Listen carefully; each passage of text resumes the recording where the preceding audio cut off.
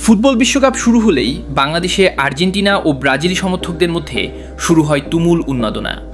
সেই চিরচেনা আবেগের ধারাবাহিকতায় আজ হবিগঞ্জের গোপায়া ফুটবল মাঠে অনুষ্ঠিত হল আর্জেন্টিনা বনাম ব্রাজিলের এক জমজমাট ও হাই ভোল্টেজ ফাইনাল ম্যাচ। এমন উত্তেজনাকর ম্যাচে রেফারির কঠিন দায়িত্ব পালন করেন অভিজ্ঞ রেফারি মামুন।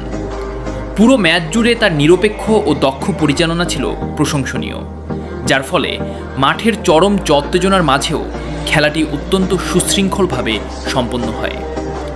খেলার শুরু থেকেই দুই দলই একের পর এক আক্রমণ চালিয়ে মাঠ কাঁপিয়ে তোলে। তবে ম্যাচের মূল আকর্ষণ ছিলেন দুই দলের দুই অতন্দ্র প্রহরী। আর্জেন্টিনার গোলকিপার নয়ন এবং ব্রাজিল দলের গোলকিপার নাজিম যেন পোস্টের সামনে চীনের প্রাচীর হয়ে দাঁড়িয়েছিলেন। তাদের উভয়ের অসাধারণ ও চোখ ধাঁধানো পারফরমেন্সের কারণে দুই দলই বারবার নিশ্চিত গোলের হাত থেকে বেঁচে যায়।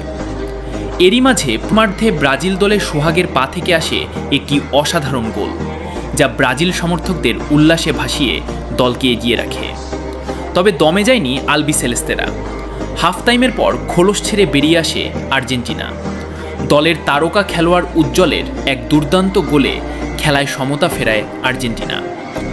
এক গোলে সমতা আসার পর ম্যাচের উত্তেজনা রূপ নেয় চরমে। নির্ধারিত সময়ে আর কোনো গোল না হওয়ায় রেফারির শেষ বাঁশির পর খেলা গড়ায় ভাগ্য নির্ধারক টাই ব্রেকারে। সেখানে স্নায়ুচাপ ধরে রেখে শেষ পর্যন্ত জয় ছিনিয়ে নেয় আর্জেন্টিনা দল।